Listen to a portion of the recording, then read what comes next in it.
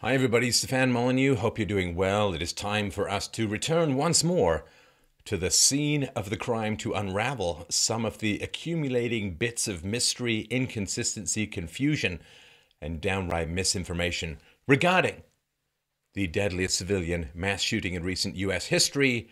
Of course, I'm talking about Stephen Paddock and the appalling murders at Mandalay Bay. So, law enforcement have updated the numbers of dead and injured. Stephen Paddock killed 58 and injured 546. 501 have been discharged and 45 are still hospitalized. So this presentation builds on what we've already reported and includes new details about the note found in Paddock's hotel room, hotel check-in date discrepancies, a significant burglary, claims about Paddock's mental health, claims from an anonymous prostitute, the disappearance of Security Guard Jesus Campos, the story of Mandalay Bay engineer Stephen Schuck, an update on the mysterious "you're all going to die" claims, the death of Kymberley Suchomel, and a full explanation of the disputed timeline. So strap yourselves in and get ready for a series of police blunders that make the Keystone Cops look like, well, I guess something the free market would provide. So while law enforcement initially denied the existence of any note in Paddock's hotel room, leaked photos of the crime scene clearly displayed a paper placed by what looks like a green ashtray or roll of tape. The existence of a note was later verified with reports that it included handwritten mathematical calculations related to the mass shooting. Las Vegas Metropolitan Police Department Officer Dave Newton said, "I could see on the note he had written the distance, the elevation he was on, the drop of what his bullet was going to be for the crowd. So he had that written down and figured out so he would know where to shoot to hit his targets from there." Don't you just hate it when math guys go bad? Now, as far as this note, it's out there, it's leaked. I don't quite understand all of these leaks. It's kind of weird to me. So it's not official. Some people say it's not real and so on. It looks largely like gibberish, but that is the story as it stands. The check-in date. All right. Full props to Laura Loomer, Loomer. You have to check out the work this woman is doing. So law enforcement originally reported that Paddock checked into the Mandalay Bay on September 28th, but independent journalist Laura Loomer obtained evidence that his check-in occurred on September 25th. I mean, that is absolutely astonishing. Think of the massive amounts of resources that are being plowed into figuring out this kind of stuff. And then figure out it's an independent journalist who gets the goods, who goes there, who digs in, who finds out, and who basically forces this reveal. I mean, that's absolutely astonishing. Absolutely astonishing. This is like billions of dollars being poured into NASA to get to the moon, and by the time the astronauts get there, there's Lauren Southern doing cartwheels in a spacesuit. No, you're not allowed to enjoy that image. Absolutely wrong. According to recurring comedy character and tradition, Clark County Sheriff Joseph Lombardo on October 13th, 2017. Now, this guy appears to be kind of falling apart linguistically and possibly mentally right before our eyes. I think he's not had a lot of sleep lately. So he says, and this is what he says. I know it's a little bit of a pinball, but here we go. He says, "The dates of the 25th versus the 28th, this was not breaking news. No matter who believed it to be so in this forum, we were aware of the discrepancy of the 28th versus the 25th in the early parts of this investigation. What we weren't aware of is why the date of the 28th was utilized in the early portion of this, as I was provided this information as part of the person registered in the suspect's room." I don't think he's actually pulling words out of one of those tumblers that lotteries use, but sometimes it seems that way. He went on to say, "We have come to learn the suspects did occupy the room on the 25th, and the situation on how the room was compensated or paid for had changed, and the name, as part of the registration, had changed on the 28th to include Marilu Danley. So that was the confusion associated with that. No matter what the perception is, whether we were being non-transparent or we were attempting to be subversive, is fake. I was acting on the information at the time I was provided it." As it turned out, non-officially credentialed, i.e., competent, market-facing, and independently thinking alternative media journalists like Laura Loomer were barred from the October 13th press conference, despite being allowed to attend previous briefings. I guess the memo went something like this. Are you competent, smart, good at your job? Are you not beholden to your corporate masters? Do you actually want the truth? Sorry, you can't come to our press conference. Our incompetence can only be revealed to mainstream media journalists, which tells you something about the mainstream media journalists' level of competence. Now, this burglary is astounding. Stephen Paddock's Reno, Somerset home was burglarized between October 7th and October 8th. This is a shocking security breach into an already controversial investigation. It's absolutely astounding. Reno Police Department officer Tim Broadway reported that the suspect or suspects broke into the home via the front door, but was not immediately sure how these suspects gained entry. Ooh, so they're not exactly tunneling up from Middle Earth. They went in through the front door.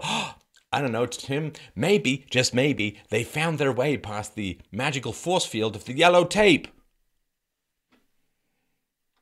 The FBI was informed of the security breach, and actions are being taken to, quote, make sure there are no further incidents. Horse, barn door, whoosh, lock. At this time, police are unaware if anything was taken, if there were any specific damages, and have no suspects in the case. Yep, sounds like they're just about to crack this one wide open. On October 9th, Clark County Sheriff Joseph Lombardo confirmed that law enforcement would be returning to Paddock's various properties for additional evidence gathering. So the possible significance of this burglary cannot be overstated. Who knows what evidence was lost? See, remember, this is a time when the investigation is still ongoing. They're still trying to figure out if there were accomplices or other people who might have known. So leaving properties unguarded when there could be somebody out there with a strong desire to wipe or destroy or erase evidence seems important to me. I'm not a professional, but I can think. And did somebody come in and steal something that was not visible? Did someone come in to wipe fingerprints? Nobody will ever know. Nobody will ever know.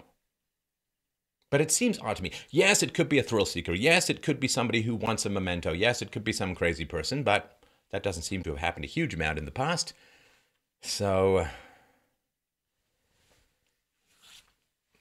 you're safe, because don't worry, the cops are on it. So NBC News. NBC News. Why do they... Oh, yeah. NBC News. I remember that. They're the ones who had the actual recording of Harvey Weinstein confessing to groping an Italian actress and police reports, and decided not to run with the story, despite the fact that they ran approximately 10 billion unsourced anonymous allegations against Donald Trump. That NBC. And yes, I'm going to remind you of that every single time. October 6th, NBC News said, Marilu Danley, the woman investigators hoped would provide key details into the motive behind her boyfriend's deadly shooting attack, said she remembers him exhibiting symptoms such as lying in bed and moaning, according to two former FBI officials who have been briefed on the matter.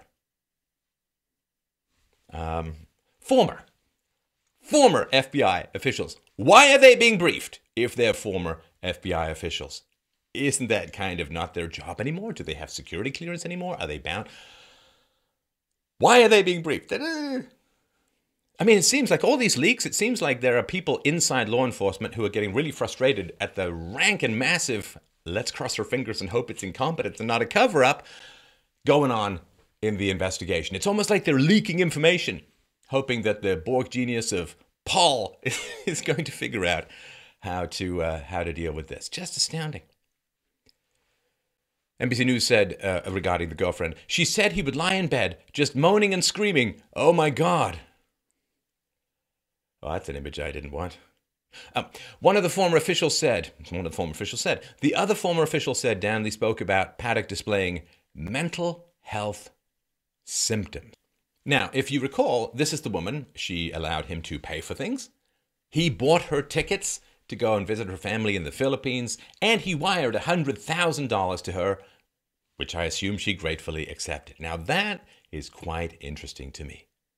Because put this together, we'll see this over and over again. Sure, he's crazy, he's insane, he's mad, but it's not going to stop me from taking his money. Crazy? Yes. Rich and generous? Yes. Step over the crazy and grab the money. Ew. If he's crazy, don't take his money. That may be asking just a little bit too much. Apparently it was. On October the 8th, The Sun reported that a 27-year-old prostitute claims to have seen Paddock approximately 9 times between November 2015 and June 2016. Okay, this is an unnamed, anonymous prostitute. How much credibility you want to put into it is up to you. Mine is not that high. According to The Sun, he boasted in text messages about his father, Benjamin, being a bank robber who escaped jail in 1969. He wrote, quote, "I didn't have anything really to do with him, but the bad streak is in my blood. I was born bad." The escort described him as obsessive and paranoid and said he would rant about conspiracy theories, including claiming 9/11 was an inside job by the U.S. government. I mean, I hate to point this out, but I'm sure everyone out there who's dated is aware of this. Oh, look, he was a bad boy and he got an attractive woman. The Sun on Sunday was shown text messages which appeared to show Paddock discussing tying her up, quote, "as you scream for help." The escort broke off contact when she started a new relationship. See, it's like a relationship. Anonymous prostitute to The Sun. Actually, I will tell you, just off the record, that is one of my favorite yoga moves. Anonymous prostitute to The Sun comes right after Downward Dog, if I remember rightly. She said, "When I first met Stephen, I had left an abusive relationship and was starting all over again with nothing but the clothes I was wearing. He seemed like he wanted to help. We would go to the casinos together and he would spend hours drinking and gambling. But when he would have a winning streak, we would go back and have really aggressive and violent sex. He had a dark and twisted side, but even so, I could never have imagined he would do something like this." So, you see how this is working? Again, we have, he's nuts, but I'm still going to take his money. He's crazy, but rich and generous, so his madness is not going to interfere with me gold digging and mining everything I can out of his mentally decaying pockets. Kind of reminds me of Stephen Paddock's mom, who was supported and had 4 children with a psychopathic bank robber and con man. He is crazy, he's evil, but I'll sure take his money. Come on, ladies. Step up your game just a little bit. Post-Cro-Magnon would be excellent. Looking for it. On October 10th, it was reported that an autopsy had not found any abnormalities in Stephen Paddock's brain, but those reports don't paint a completely accurate picture. Okay, remember, he was found blood in his mouth. The story is that I guess he died of lead poisoning because he blew his brains out with a gun. So one of the abnormalities may be that the brain had been shot through. That seems like a fairly big and important detail. According to Clark County Sheriff Joseph Lombardo, he's back. The autopsy, yes, there has been an autopsy performed on Mr. Paddock, or the suspect. In the early evaluation, there was no abnormalities observed visually. As a matter of practice in the forensic science, his brain has been shipped to an appropriate evaluation facility at the NFL in order to take a microscopic evaluation of the brain. Yeah, I made a joke. So they just looked at the brain and said, well, I don't see a tumor. I don't see anything weird. I don't know. Did you check the wall, the lampshade, the ceiling fan? Maybe the tumor's up there. Maybe there's no tumor. Probably isn't. He went on to say, so the initial report that there was no abnormalities was a visual inspection of his brain, so it is yet to be known if there is any abnormalities to be presented at a later date. All right, so we don't know. I don't think he played football, though, but that would explain a few things. All right, let us come to Jesus. Security Guard Jesus Campos has gone missing. On October 9th, Mandalay Bay Security Guard Jesus Campos received an award from the International Union of Security, Police and Fire Professionals of America, and later arranged to do several media interviews to explain his side of the story. Now, these were big interviews with Hannity and other the big deal, big dudes, important stuff. On October 12th, Campos vanished.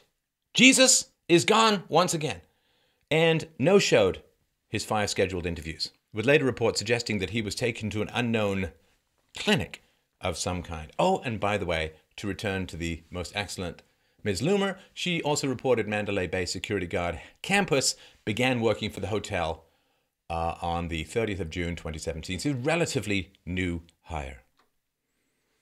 Security, Police and Fire Professionals of America Union President David Hickey said, "For the past 4 days, he's been preparing. Thursday, we had a meeting with MGM officials, and after that meeting was over, we talked about the interviews. We went to a private area, and when we came out, Mr. Campos was gone.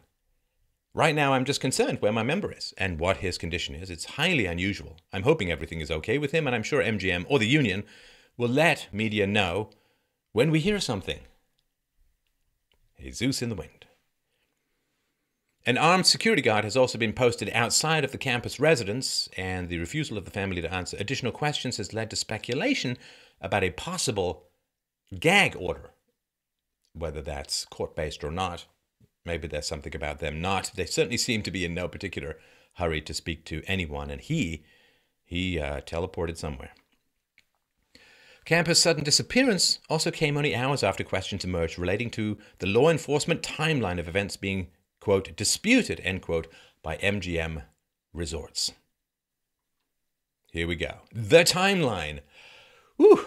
The timeline at the moment, if you've ever seen those guys at the carnival, you know, they've got the 3 cups and the ball. They're moving it all over. That's kind of like watching this timeline these days. So, on October 9th, Sheriff Joseph Lombardo updated the original event timeline related to the arrival of security guard Jesus Campos, sparking significant confusion and increased speculation. Also some questions that he did not seem very keen on answering. Maybe that's why Laura's not in the room. That probably is. While all the timelines acknowledge that Stephen Paddock started firing into the Route 91 Harvest Country Music Festival at 10:05 p.m., the addition of a time entry suggesting Campos approached the room at 9:59 p.m. would mean that he was shot well before the 10:14 p.m. time reported earlier, right? So I just want to make sure you follow this, right? So the original story, Paddock started shooting, the security guard interrupted him or found him, the security guard was shot, and he ended the shooting from Paddock, stopped out of the window, and blah, blah, blah, windows. Right, so that was the story, right? Shooting starts, security guard shows up, security guard gets shot, shooting stops. Now, doesn't seem to be the case. Now that Campos, the security guard, is shot before, like 6 minutes or so before Paddock starts shooting into the crowd. That's kind of important. Since Campos quickly reported his encounter with Paddock and the resulting gunshot wound, the guard allegedly being shot 15 minutes earlier than first reported raised questions about the expediency of the police response and if the mass shooting could have been prevented, right? 9:59 to 10:06. Oh, sorry, 10:05. That's a chunk of time. If he'd known, he radioed down, shooter in the room, I've been shot. Whereas if the swarm had come, given that it took 6-7 minutes for Paddock to start shooting, could it have been prevented? And how could they get this wrong? He radioed down, he called on his cell phone. They have the time right there. It's on the call list. Look on the call list, type it somewhere, read it to reporters. Don't need Sherlock Holmes here. This speculation not only brought criticism upon the police, but also the Mandalay Bay itself, prompting a statement from MGM Resorts. MGM Resorts statement, October 12, 2017, and I quote, "Although we prefer not to comment on the details of the investigation, we are issuing this statement to correct some of the misinformation that has been reported. The 9:59 p.m. PDT time was derived from a Mandalay Bay report manually created after the fact without the benefit of information we now have. We are now confident that the time stated in this report is not accurate." See, that is quite powerful. So the MGM Resorts is disputing the 9:59 and, of course, the 10:14. MGM Resorts statement, October 12, 2017. "We know that shots were being fired at the festival lot at the same time as or within 40 seconds after the time Jesus Campos first reported that shots were fired over the radio." So there was not the gap, according to the MGM. So that's That's important. They wanted to say, Metro officers were together with armed Mandalay Bay security officers in the building when Campos first reported that shots were fired over the radio. These Metro officers and armed Mandalay Bay security officers immediately responded to the 32nd floor. We will continue to work with law enforcement as we have from the first moments of this tragedy as they work toward developing an accurate timeline. That's a pretty nice way of putting it, guys. As they work toward developing an accurate timeline. As they learn how to count, we'll be right there with them every step of the way, helping them with their fingers and toes. Sheriff Joseph Lombardo on October 13th. Unfortunately, a great deal of my investigators' time has been preoccupied on this timeline. In the public spaces, the word incompetence has been brought forward. You don't say. I'm shocked. Shocked and appalled. In the public space, the word incompetence has been brought forward, and I am absolutely offended with that characterization. Yeah, because that's what's important, is whether Joe is offended or not whether the facts about the worst mass shooting in modern American history. It's whether you're upset. That's what really matters. He goes on to say, this is a very dynamic event. Actually, it's not a dynamic event. Dynamic events are things happening in the present. Stuff that's in the past is no longer dynamic. He must say, this is a very dynamic event, a very big event. Thousands of people involved, humans involved in documentation, and every venue of information involved in this investigation. So the information was obtained via security logs, Officer Campos himself, by warrant cameras, hotel cameras, lock interrogation, my dispatch, LVNPD dispatch, hotel and private cameras, and interviews. So imagine bringing all that together to ensure that we are drawing an accurate picture. It's not complicated. Las Vegas is just about the most videoed and photographed area on the planet. Seriously. And more cameras in Las Vegas than in your average Hollywood casting room. For God's sakes. I know, I got an idea. Take the cameras from the main floor, figure out when the cops dropped their donuts and started running upstairs. That might be. Check out Jesus' phone logs. That's not that complicated. But this idea, we have too many facts to possibly be accurate. If they're facts, then they accord with each other. It's not that complicated. I'm trying not to go down the rabbit hole, people, but this kind of incompetence is almost too much to believe. No, actually, it's too much to believe. It's too much to fully believe. I'm working on it. Sheriff Joseph Lombardo on October 13th. I'm very well aware of the MGM statement provided yesterday. I agree with their statement. No, their statement is saying that you're wrong. So if you can't agree with their statement without admitting that you're wrong. All right. I will try and take down the footnotes and continue with the information. He said, I'm very well aware of the MGM statement provided yesterday. I agree with their statement. I'm not in conflict with their statement. But here's what I will tell you. We were provided the time of 21:59 as human entry into a security log. Through investigation, we have determined that Mr. Campos had encountered the barricaded door adjacent to the suspect's door at approximately 21:59.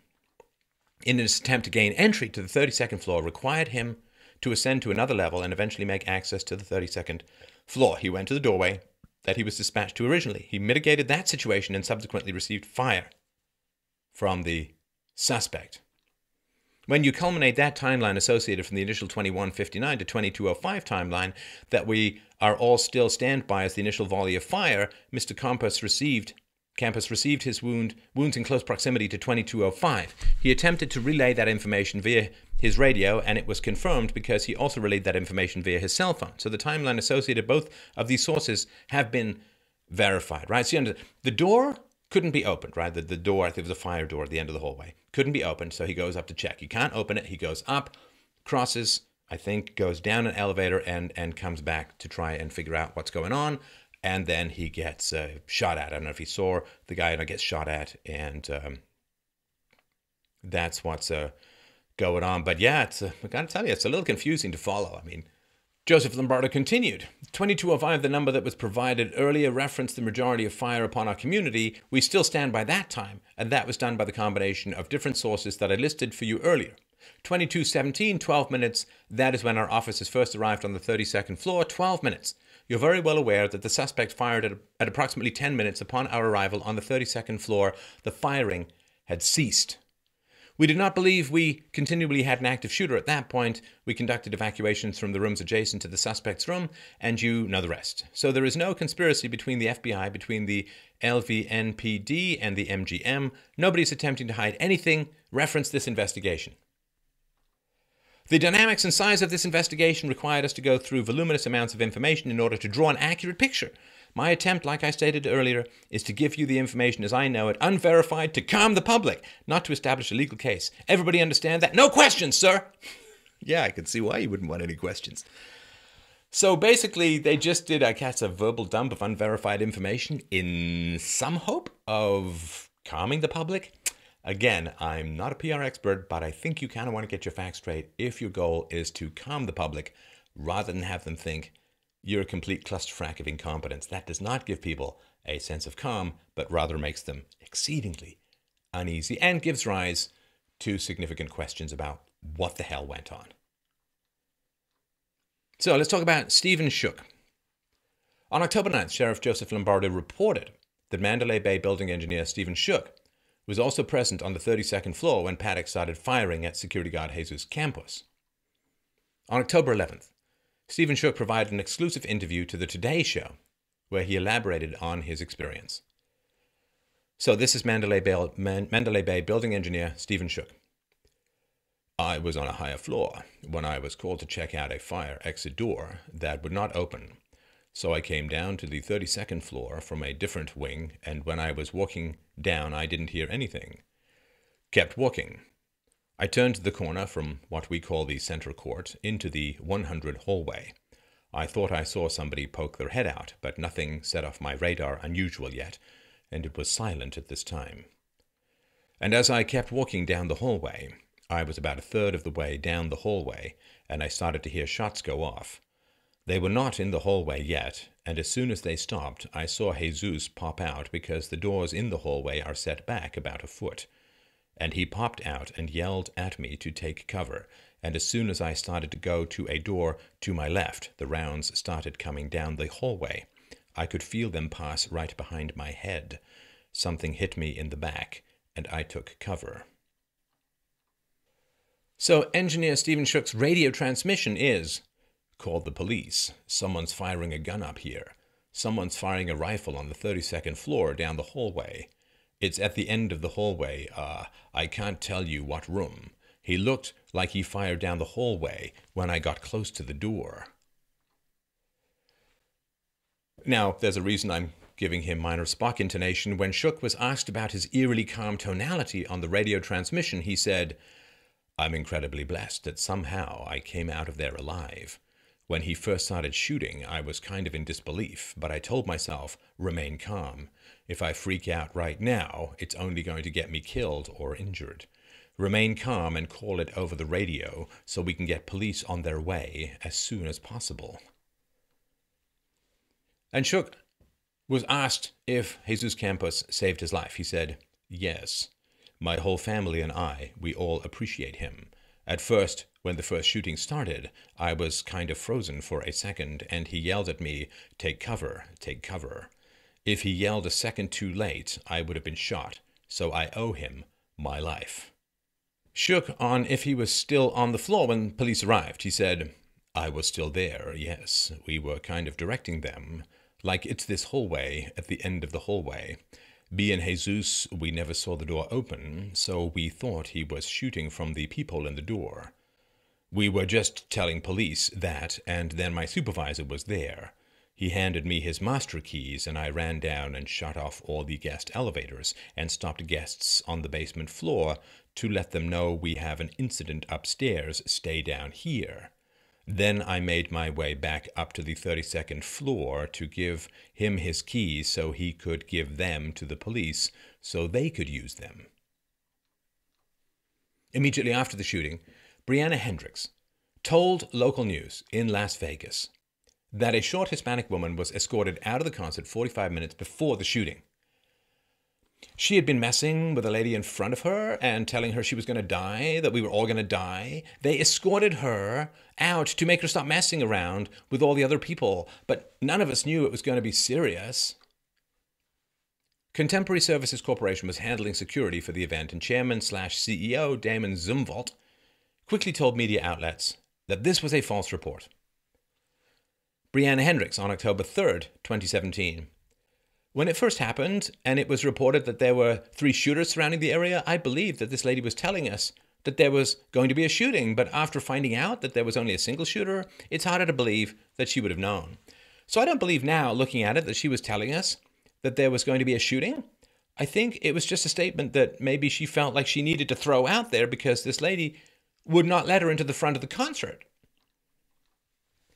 Brianna Hendricks, October 3rd, 2017. At first she said, "You're going to die." Then she said, "They're surrounding us. We're all going to die." She kept saying that her boyfriend couldn't breathe. "He can't breathe. I need to get to the front." And whenever you looked at the boyfriend, he was back there drinking his beer. So it's hard to think that there was actually a problem going on. Brianna's mother, Sean Hendricks. I really feel that that was more of a personal type thing going on with some of the people that were in front of us. I overheard one of the males in the front. He turned around to another male who was behind him, and they were saying that they had said something about, "They're all around us, and we're all going to die," or something to that effect. "We're all going to die," or "We're dead," or something like that. But I think it was more centered just on that group of people. It seemed like she was more focused on another girl that was up a little bit farther, and that she was really messing with her, and the other people were kind of trying to keep her away from her. So that's why I thought it was more of a personal type thing. According to Snopes, Zumwalt told us he believed one woman had been ejected from the festival for being inebriated, but said he had heard no report of any information relative to your story, and referred us to MGM Resorts International, which owns and operates the Mandalay Bay Hotel and contracted CSC to provide security at the Route 91 Harvest Festival. So it's Vegas. There are crazy people around. You're gonna die. You're gonna get you. You're dead. You know, I mean, it in some universe may be related to the shooting. I don't think so, but certainly is a creepy coincidence. No question. But again, it's Vegas. Okay, so Kymberley Suchomel. This has raised a fair amount of controversy, and I'll give you some of the facts here. So, despite not being injured in the mass shooting, 28-year-old Route 91 Harvest Festival attendee Kymberley Suchomel passed away on October 9, 2017, sparking significant online speculation due to her earlier online posts suggesting multiple shooters were involved. So, Kymberley Suchomel on October 5th, 2017.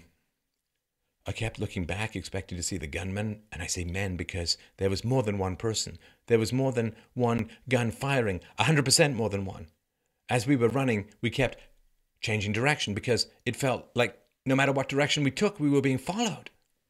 There are multiple people stating that there was a lady towards the beginning of the evening who had made her way up to the stage, warning people that we were all going to die. Her and her boyfriend were escorted off the premises. Why has she not been mentioned by authorities? Every single survivor I have talked to also remembers multiple shooters, and at least one from the ground. Why aren't we being taken more seriously? Tons of things don't add up. According to Seacoast Online, Suchomel, who was taking medication for a pituitary tumor, shared her fear of trying to fall asleep at night as the sounds of gunfire became louder in her head and the images of broken and bloody bodies flashed through her mind. According to her grandmother, Julie Norton, Kymberley had epilepsy and she's always been prone to seizures. She told her friend that she recently had 3 focal seizures. I believe the stress from the shooting took her life. So again, it's somewhat the law of big numbers, right? I mean, so we got about 22,000 people are gathering for this country music festival.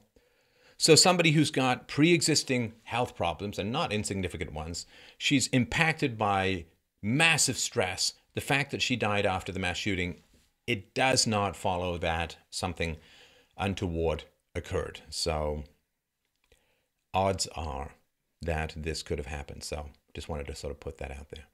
So, okay, a couple of thoughts and opinions just to take away. There's a reason why I dig into and do these presentations. First of all, Sheriff Lombardo, sorry dude, this is not your wheelhouse. You are operating above your pay grade. You need to step down. You are not helping. being belligerent, being confused, being confusing, not taking questions, being offended and being upset when people have legitimate questions about a confusing pieces of contradictory information you're putting forward. That is not healthy. That is not helpful. That is not professional. Somebody else needs to step into those quivering shoes and calm everyone the hell down. Properties being broken into. It's a huge crime. It's a huge crime. One of the biggest crimes not involving Congress that's around. So secure the properties. Who knows who else is out there? Who knows if he had help? All of this is up in the air. For God's sakes, secure the properties. I don't even know what to say about that. These are the people who say, oh yeah, you don't need any guns because the police are going to protect you because they're great. Don't be cutting corners on this one at all. See, most people don't get involved with the police.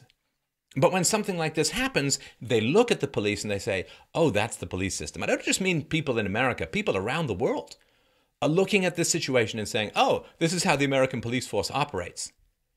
I don't think that you're giving taxpayers a huge amount of confidence in the value that they're getting from their coerced money. So, and don't take days between press conferences where you can't seem to get anything right.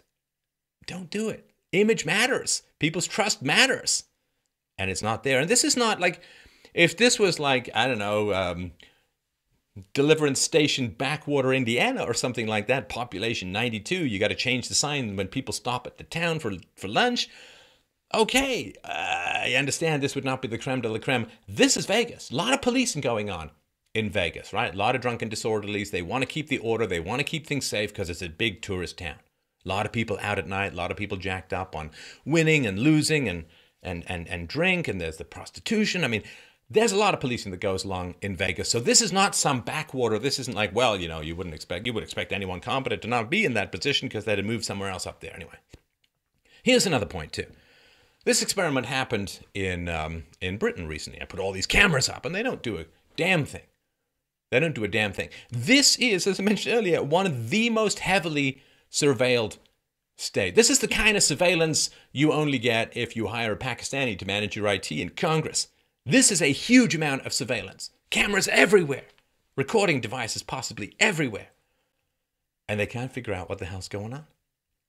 This is sort of the NSA idea, right? The NSA says, well, we'll track everything and we'll record everything and that way you'll be kept safe. No, that's an illusion that is handed to you so you don't question your government's third world immigration policies. Don't worry, we'll invite a bunch of people in here.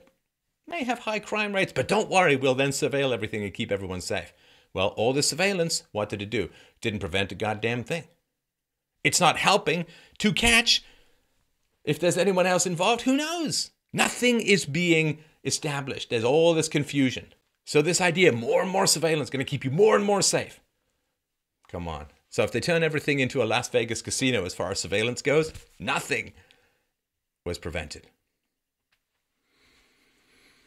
The source of Stephen Paddock's income remains just a little hazy to me. I mean, just release his win-loss receipts.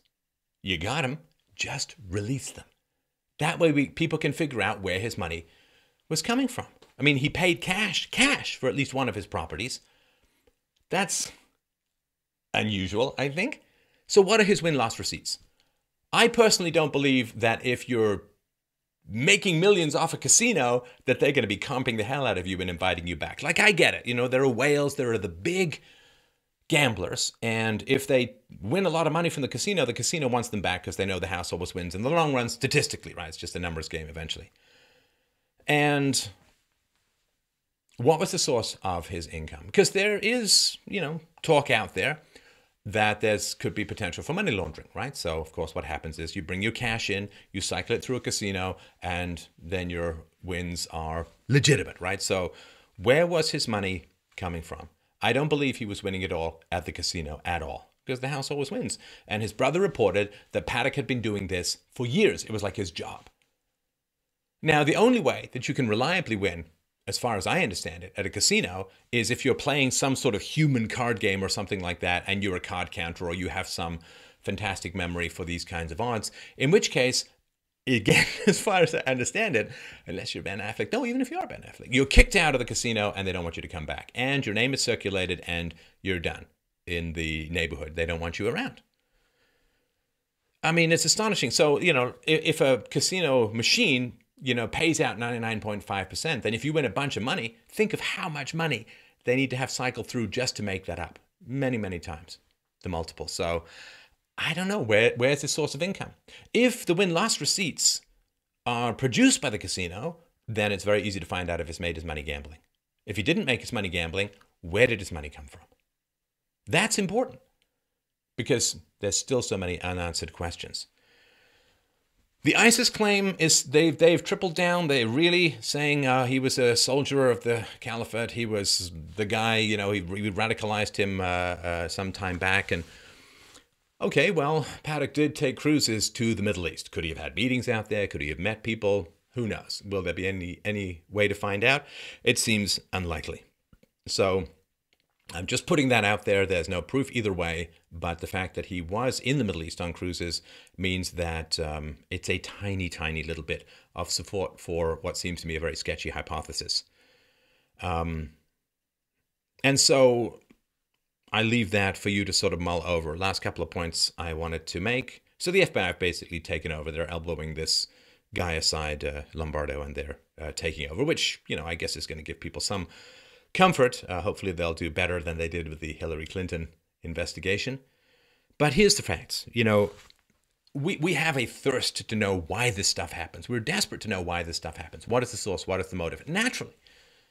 Because we feel anxiety when this kind of stuff happens. This has changed open-air venues. Nobody's going to go to an open-air venue. Nobody's going to a place with an overlooking hotel and not think about this.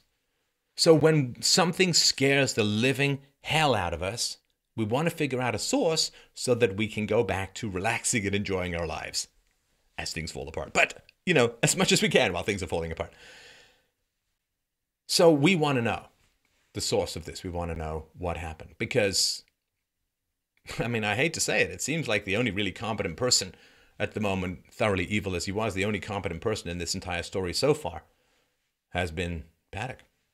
When smart people go nuts, it is a very dangerous world. This is one of the Lex Luthors of the planet as far as just the body count of the horrendous work that he did. So we want to know the source and the cause. Maybe something will come out, but I doubt it. Here's what I think. I think we just have to grit our teeth and accept we're never going to know. We're not going to know. And this is part of the cruelty, right? This man was obviously a vicious, nasty, ugly vermin specimen of a human being. And he knows, he's smart enough to know, that not knowing why he did it would be his final act of vengeance. Leaving us in the dark adds to the cruelty that he wished to inflict upon the world. If he'd given us a note, then we say, oh, that's why he did it. He doesn't want to give us that. If he's willing to murder people, he's certainly willing to make an entire population discomforted in the extreme. Now, the multiple shooters. No evidence for multiple shooters. No, people say, oh, he was somewhere else in the hotel. Windows weren't broken. Vegas is full of flashing lights. There were flashing lights beforehand. I really, the fact that everyone has pretty much a high-definition camera, sound, audio, video in their pocket. You got 22,000 people waving cameras around. No other windows were broken. There's no evidence. There's echoes. There's people panicking. There's flashing lights everywhere. You get such an adrenaline dump that it is really, really hard. Eyewitness testimony is notoriously unreliable, but cameras don't lie and windows don't lie. There is not evidence for multiple shooters. And, maybe that'll change. But right now, please don't push irresponsible theories. Be conservative, be respectful of the facts, don't run your political agenda, and don't create this really annoying false superiority of, oh, you're just a shill, or you're just a disinfo agent, MK Ultra, crisis actors, false flagons. Good Lord, just be responsible to the facts, be responsible to the dead. Maybe information will come out. Don't just jump ahead and say, well, I know, this is the way it is, and everybody who disagrees with me is a jerk. You're just revealing yourself to be an exploitive and manipulative piece of something or other. And it is irresponsible and it's wrong. And it's disrespectful to all of those who have suffered enormously in what may have been just a lone crazy person. Tragedy, most likely, was an immense evil concentrated in the form of a man whose father was a psychopathic criminal and whose mother saw fit to have 4 children with a psychopathic criminal. He claims to love his mom, who chose that piece of crap as his father. It doesn't sound like he talked about any of his childhood pain with anyone. It doesn't sound like many people inquired about his childhood pain.